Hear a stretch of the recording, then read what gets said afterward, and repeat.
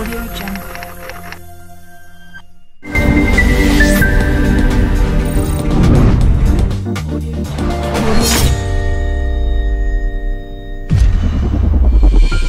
Audio Jungle. Audio Jungle.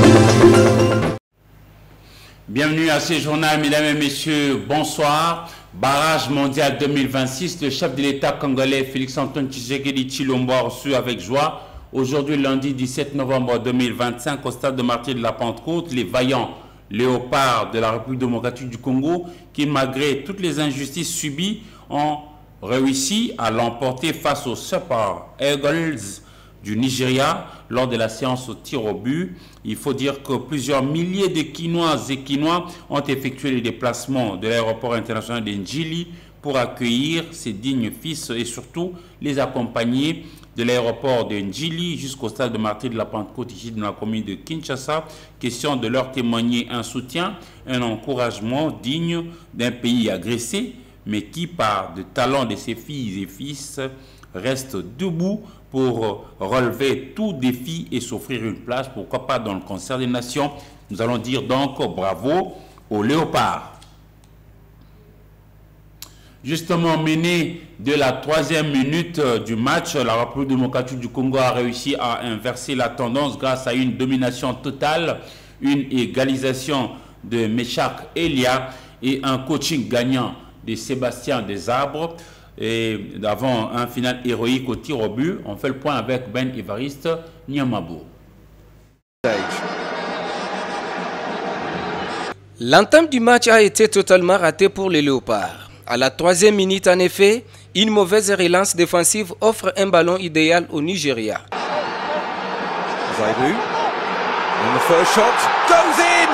Le Nigeria ouvre les scores et prend l'avantage dès le début. Mais la RDC réagit immédiatement. Les hommes de Sébastien Desarbres montent en intensité, mettent la pression, dominent les duels et imposent leur jeu. La maîtrise est congolaise, les Nigériens reculent et la menace s'accroît. Cette domination finit par être récompensée à la 33e minute. Bakambu, parfaitement inspiré, glisse une passe millimétrée dans la profondeur. Recherché avec Cédric Bakambu, l'appel de Meshak Elia. Pas de solution pour Bakambu, le centre, second poteau. Au second poteau, une nouvelle erreur défensive qui coupe un but. Meshak Elia Kongli et remet les deux équipes à égalité. En deuxième période, les Léopards continuent d'étouffer les Nigeria. Possession, occasion, pressing, tout est presque parfait. Mais le but de la victoire ne vient pas. Les Nigériens résistent et le match file au tir au but. Bien avant la fin de la prolongation, Sébastien Desarbres affiche une attitude de visionnaire et choisit de changer les gardiens, spécialement pour la séance. Un coup de poker qui devient un coup de génie. Le portier congolais entré pour l'exercice sort des tirs et fait basculer la séance. La RDC a raté 2 tirs jusqu'au tir final. Chancel Mbemba s'avance pour donner la qualification aux Léopards. La République démocratique du Congo en barrage intercontinental 52 ans après. Mbemba marque 4-3. La RDC est en route pour le barrage intercontinental. Une qualification arrachée avec caractère, courage et un mental de fer. Et très confiant pour la participation de la République démocratique du Congo au Mondial 2026, Dominique Chikabou assure la population RD congolaise sur la technicité et la cohésion de poulain de Sébastien Desarbres et appelle les Congolais à l'unité sportive et surtout au vrai amour de la patrie. Suivez. En sport, moi je dis toujours, on gagne les matchs qu'après 90 minutes. On ne gagne pas les matchs avant 90 minutes. On a eu Sabatou à Nigeria, même le Camerounais. Nous avons une très bonne équipe. On a une coalition, on a un bon sélectionneur, on a de bons joueurs. Question de travailler, de garder le moral, c'est au mois de mars, on va aller. Moi, je suis très confiant que Togo, Kende, États-Unis, Brésil, Canada. On va aller. On va aller. Léopard, même si aujourd'hui, pour nous accéder à la mondiale, au Brésil, face au Léopard à Kolala. Ça, soyez-en sûrs. On a une très bonne dynamique, on a une très bonne équipe et nous ferons aussi beaucoup de surprises aux gens au mondial. Ça, il faut savoir. Il y en a qui ne voient pas aller loin, mais on continue qu'on rêve. Et il faut dire que la médecine des sports aujourd'hui reste un domaine majeur pour détecter les talents des athlètes mais aussi de joueurs. Ce domaine devient une branche pour détecter les talents et bien entendu les orienter malgré qu'aujourd'hui la médecine des sports trace encore du chemin, particulièrement ici en République démocratique du Congo. Suivez encore une fois le docteur Chikabou Dominique. Aujourd'hui, nos athlètes ne savent pas atteindre le haut niveau. Parmi les plus grandes causes, le mauvais soin. Les soins pas de très bonne qualité qu'on leur donne dans des équipes. Là, c'est mon expérience après avoir travaillé dans près de 6 sélections nationales. Et quand vous arrivez dans les sélections nationales, là, parfois, ce sont les autres qui sont privilégiés, les entraîneurs et les autres que les médecins. Et ça, ça fait que beaucoup, vous savez, les études en Europe, surtout le master, le doctorat, le DBA, ça coûte énormément cher. Et quand vous allez vous dépenser cet argent, vous étudiez et que vous revenez, il faut que vous puissiez bénéficier. Mais quand vous revenez, on commence à vous obliger parfois de travailler avec des sommes dérisoires. Parfois vous travaillez, vous n'êtes pas payé. Parfois on fait signer de contrat, vous pouvez faire 1, 2 fois, 1 an, 2 ans sans être payé. J'en ai été victime dans certaines équipes. Et c'est triste. C'est triste. Mais on s'est dit, nous croyons que les choses pourront s'améliorer. Il y a des examens médicaux sportifs avant compétition. On ne retient pas les athlètes comme ça, non. Il y a des examens médicaux sportifs avant compétition que nous mettons en place. Et quand vous le faites, ça vous permet d'évaluer les athlètes de haut niveau, de bas et moins niveau, à réorienter, à déclasser, et ainsi de suite. Ce sont des séances techniques, des séances d'encadrement que l'on organise en faveur de médecins, de soigneurs d'équipe. Et quand on le fait, ça donne tout le résultat. Tous les médecins, les soigneurs qui prennent part à ça, ils adorent, ils aiment. Et nous, on croit en nous, on est très sûrs de nous-mêmes, de nos compétences. Et on sait que bientôt, on va donner au pays aussi un de grands diplômes dans le domaine. Et ça sera encore la fierté du pays. Autre actualité, un avion transportant la délégation du ministre RD congolais de Mines, Luatum Kabamba, s'est écrasé aujourd'hui lundi 17 novembre 2025 à l'aéroport de Kolwezi. Nous sommes dans la province de Lualaba. Il faut dire que lors de la phase d'atterrissage de cet appareil en provenance de Kinshasa, la capitale, cet appareil a terminé sa course hors piste avant de s'enflammer, comme vous le voyez en image, suscitant une vive inquiétude parmi les témoins. Les ministres nationaux de Mines, Luatum Kabamba et tous les membres de sa délégation ont été vite évacués et Dieu merci, je dis bien Dieu merci, j'insiste, il n'y a eu aucune perte en vie humaine, mais seulement tout le bagage ont été emportés par le flamme parce que brûlait là sur place au niveau de l'aéroport de Kolwezi-Yalisano. Nous sommes dans la province de Lualaba. À Kinshasa, le 9e sommet de la conférence internationale de la région de Grand Lac CIRGL s'est clôturé sur un engagement renouvelé pour la paix dans la région de Grand Lac africain. Les dirigeants ont notamment adopté une déclaration commune et ont surtout annoncé un sommet extraordinaire prévu pour décembre 2026 à l'occasion de 20 ans du pacte de Grand Lac. Le secrétaire général de l'Union parlementaire africaine, UPA, est arrivé à Kinshasa hier dimanche 16 novembre 2025 à partir de l'aéroport international de Njili. Idi Gado Aboubakar est venu pour l'organisation de la 47e conférence de présidents de cette organisation africaine qui va s'ouvrir demain déjà, mardi 18 novembre 2025 au niveau de l'hôtel Golden Tulip. Nous sommes dans la commune de Bandalungwa et ça va se clôturer le 22 novembre prochain. Suivi avec Patricia Moni.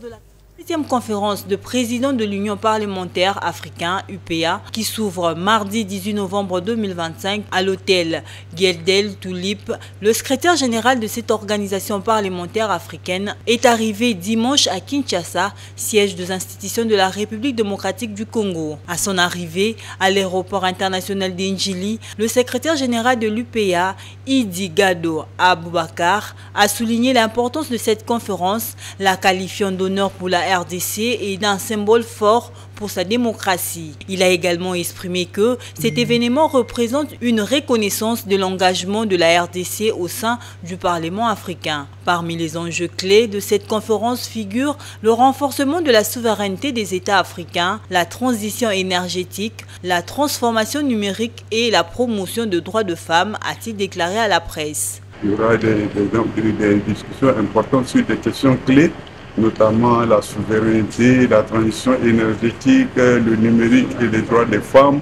Ce sont des questions vraiment d'actualité. Et il y aura également le renouvellement des instances de l'UPA.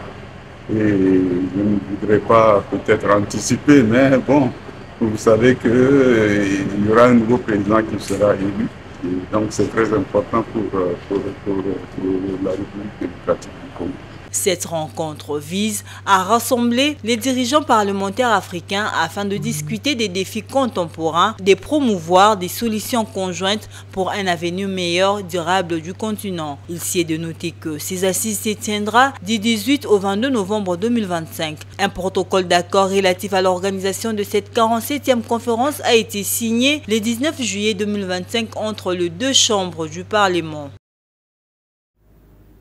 Réflexion et planification de toutes les activités prévues en 2027 jusqu'en 2028, c'est l'objectif de l'atelier organisé par le consortium des organisations intervenant dans le projet de la base au monde.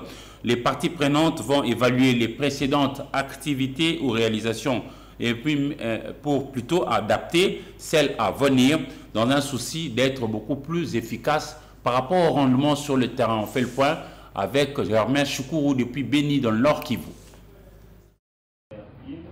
Il s'agit des partenaires connectés au projet de la base au monde dans le renforcement des communautés de la politique de consolidation de la paix, dont Search for Common Ground, Benenfance, Justice Plus et Bouteli, qui réfléchissent sur la planification des activités de 2027 jusqu'en 2028 pour booster ces projets en faveur des bénéficiaires locaux. Grâce au financement du Royaume des Pays-Bas, les acteurs de mise en œuvre vont évaluer les activités réalisées sur le terrain, d'échanger sur les approches et adaptations à intégrer dans les projets, de faire une idée sur le point d'entrée de ces projets pour les années suivantes, mais également d'évaluer l'aspect financier.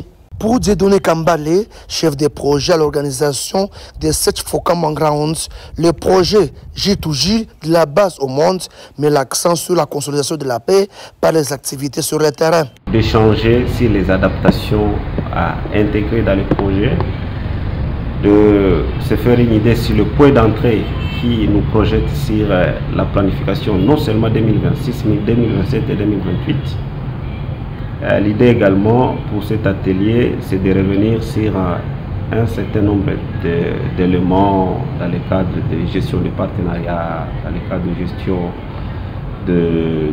L'innovation pour 2027-2028, les consortiums vont faire une navigation de planning et faire les adaptations suivant la poursuite du projet.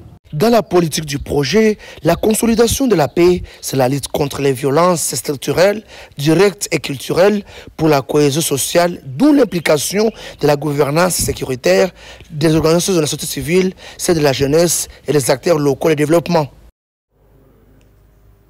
Après plusieurs jours de tensions liées aux revendications salariales des enseignants du territoire de Nyunzu dans la province du Tanganyika, où ils ont quand même fini par avoir une bonne résolution, justement avec l'aide et sous l'impulsion du gouverneur Christian Kitungwa Moteba, une concertation élargie a permis d'assurer le paiement imminent de 2 mois successifs de salaire et vite pour faire place à la paix et donc la paix sociale dans cette partie de la République démocratique du Congo où on retrouve Moma Fataki pour la suite.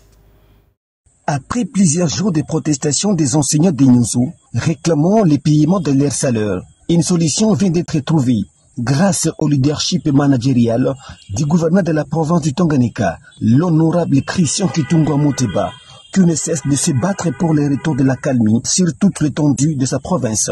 Sur instruction du gouverneur, le ministre provincial de l'éducation, Moussampo Frédéric, à réunir autour de lui les autorités scolaires du Tanganyika, les responsables de la Banque Afriland, ainsi que l'administrateur du territoire d'Inyuzu. L'objectif de cette rencontre était de dégager une solution durable pour le paiement des enseignants d'Inyuzu. Le responsable d'Afriland Bank a rassuré les enseignants que le paiement des demandes de salaire interviendra d'ici la fin de cette semaine.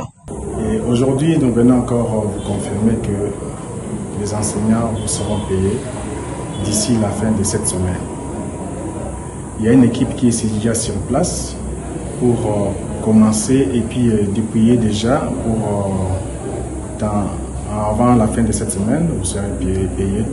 Et nous signifions à tous les enfants déjà de reprendre les cours parce que l'avenir de demain, nous sommes en train de travailler sur ça et il y a une solution qui est déjà sur le terrain. De son côté, l'administrateur du territoire d'Inyuzu a salué l'essence managériale du gouverneur Christian Kitungwa Muteba, dont l'implication personnelle a permis de mettre fin à ces différends. Il a en profité pour lancer un appel à tous les élèves du territoire afin de répondre immédiatement les schémas de l'école. Pour sa part, le ministre provincial de l'éducation a appelé les élèves au patriotisme, à l'amour des biens publics et à porter dans leur cœur le développement de leur territoire.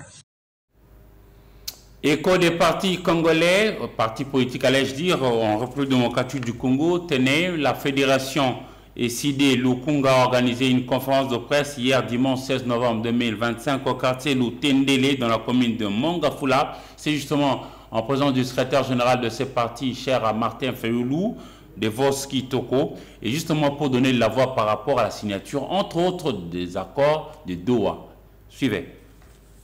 C'est dans une effervescence inhabituelle que les militants de l'ICD ont reçu le dimanche 16 novembre le secrétaire général de Voski Toko et le secrétaire exécutif provincial de ville de Kinshasa, maître Julio Manda, à l'espace SCC situé au quartier Lutendele dans la commune de Mongafula. Les deux hauts cadres du parti, chers à Martin Fayulu, sont venus raconter leur base. Et au menu de cette rencontre, une conférence animée autour du thème « Non à la balkanisation de la RDC, oui au dialogue inclusif ». Cette conférence a permis au secrétaire général de l'ICD de mobiliser les partisans autour de la nécessité d'un dernier dialogue national sous l'accompagnement de tout le parti.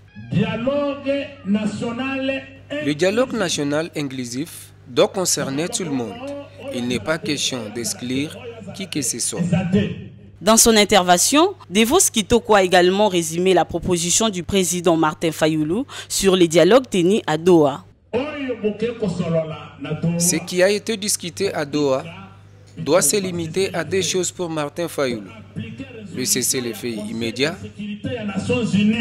Devos Kitoko a appelé la population congolaise à la vigilance, annonçant par la même occasion que le président national du parti, Martin Fayulu, adressera ce lundi un message à la nation.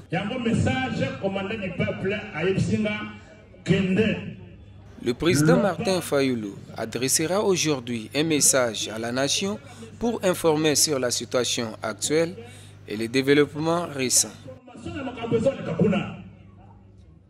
Il faut noter que cette conférence visait à exiger un dialogue national, à promouvoir une coalition politique large et à dénoncer toute tentative de balkanisation de la RDC. Après ce reportage de Ogilvy Matondo prenant cette fois-ci le lancement depuis le week-end dernier à partir de l'hôtel Béatrice à la Gombe de la campagne de sensibilisation de proximité sur l'adoption de solutions de cuisson propres à Kinshasa. Cette campagne organisée par le Programme des Nations Unies pour le développement PNUD vise à pousser la population quinoise à réduire l'utilisation du bois énergie afin de réduire la pollution intérieure due à la cuisson au bois, améliorer la qualité de l'air et préserver les ressources naturelles. Polydor Patrick Ngaziem. Dans le cadre du programme Énergie qu'il gère grâce au financement du CAFI, le PNUD a lancé la campagne de sensibilisation pour l'adoption des solutions de cuisson propres à Kinshasa. Une campagne qui est menée sur le terrain par les jeunes en raison de leur dynamisme et du pourcentage qu'ils représentent au sein de la population congolaise. Voilà qui a d'ailleurs poussé le représentant résident du PNUD à leur lancer un défi par rapport à la cible. Le défi que je vous lance, c'est qu'on va amener l'objectif de sensibilisation de 75 000 à 750 000. Vous le pouvez, non? Le bois énergie constitue la principale source d'énergie de cuisson dans de nombreuses villes de l'Afrique subsaharienne, dont la capitale Kinshasa. Et étant donné que 3 millions de personnes meurent chaque année à travers le monde du fait de l'inhalation des particules fines issues de l'utilisation des combustibles de foyers domestiques pour la cuisson, cette campagne s'avère importante. Pour les présidents du Conseil national des jeunes, elle s'inscrit dans un contexte particulier dans lequel les jeunes congolais sont appelés à jouer un rôle majeur comme acteurs du changement à l'heure du réchauffement climatique, où la RDC est appelée à jouer le rôle de pays solution. Cette initiative va nous permettre à nous donner des outils utiles afin que l'on devienne de vrais acteurs du changement, de la protection de l'environnement. Il faut dire que cette initiative du PNUD permet aux jeunes de devenir de vrais acteurs dans la protection de l'environnement et dans le développement durable.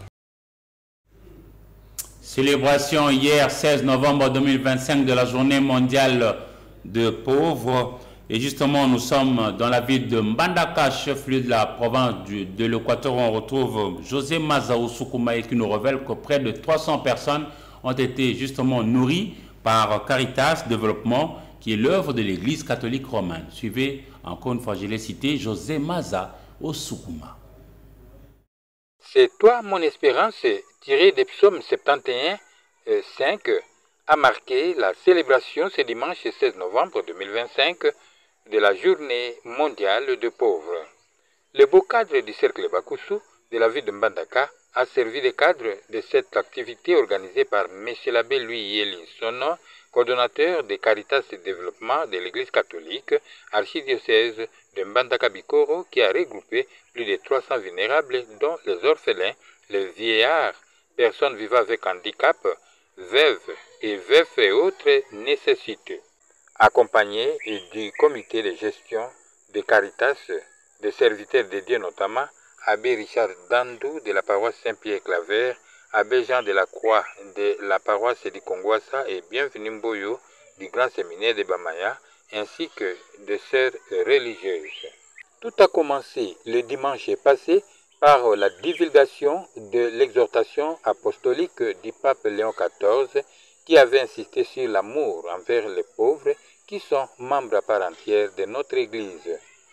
Il s'agit de deux événements combinés dont le jubilé de l'espérance de l'Église catholique et la journée de pauvres.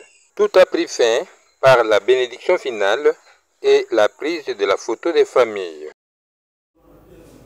Créé par décret pris du 31 octobre 2020 sous la vision éclairée du chef de l'État congolais Félix-Antoine Tshisekedi Tshilombo, FOGEC s'inscrit dans le cadre du programme national de développement de l'entrepreneuriat congolais, aujourd'hui qui célèbre ses 5 ans d'existence ici au Congo-Kinshasa. On le découvre avec Popol Ziakwa.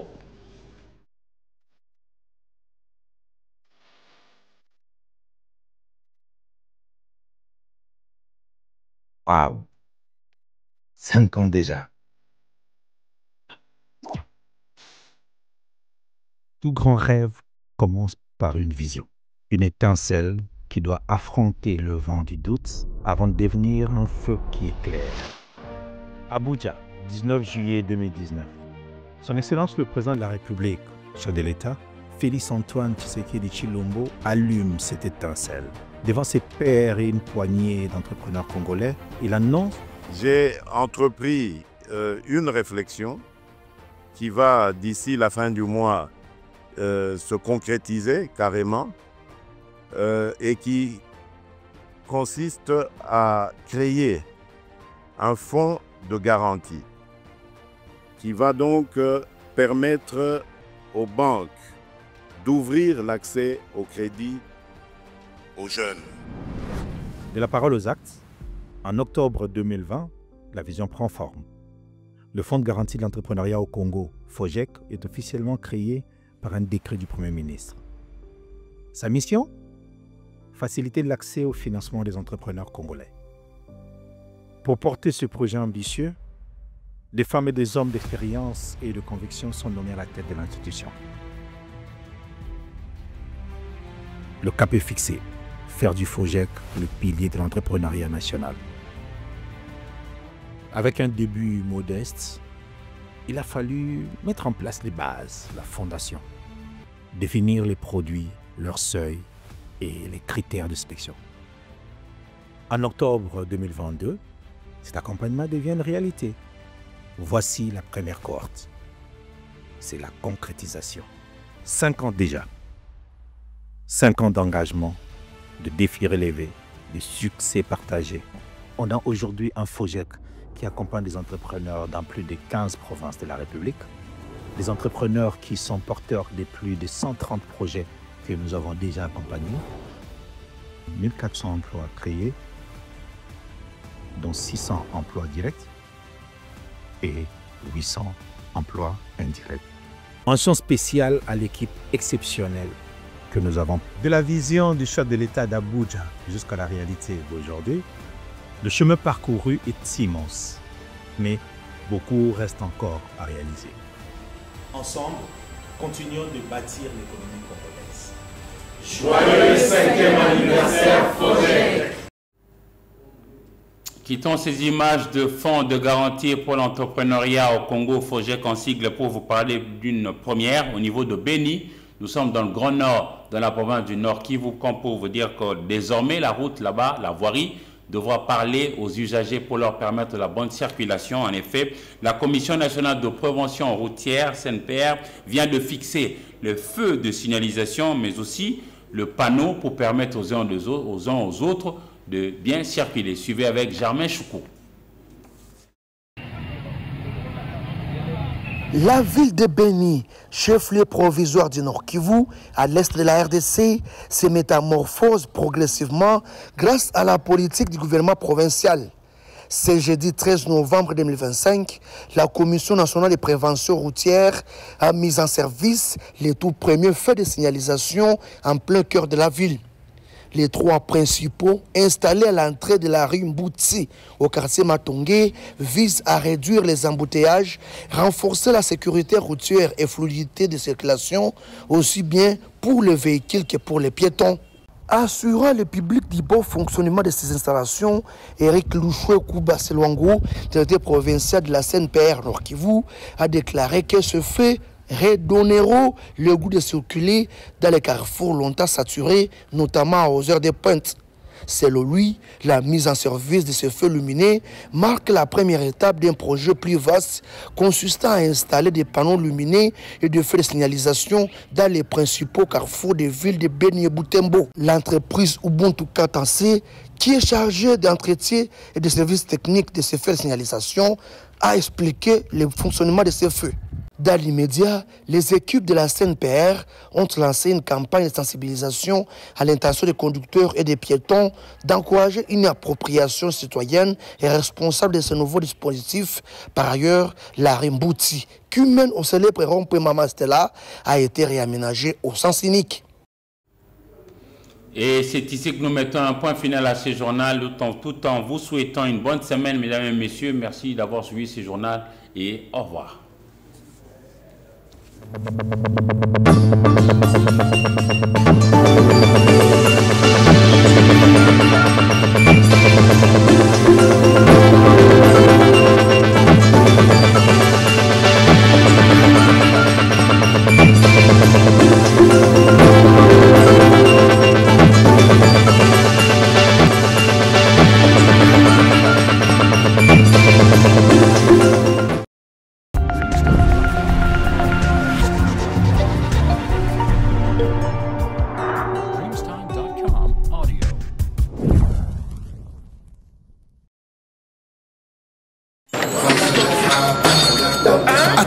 ya baba ekokisamaka rêve na yo eza nini nga avant ma fête oyo na consolder ba frère académique ka bana nga nyonso Des mots, je tourne à Léopard dans Maroc. Matadi a pas battu de tika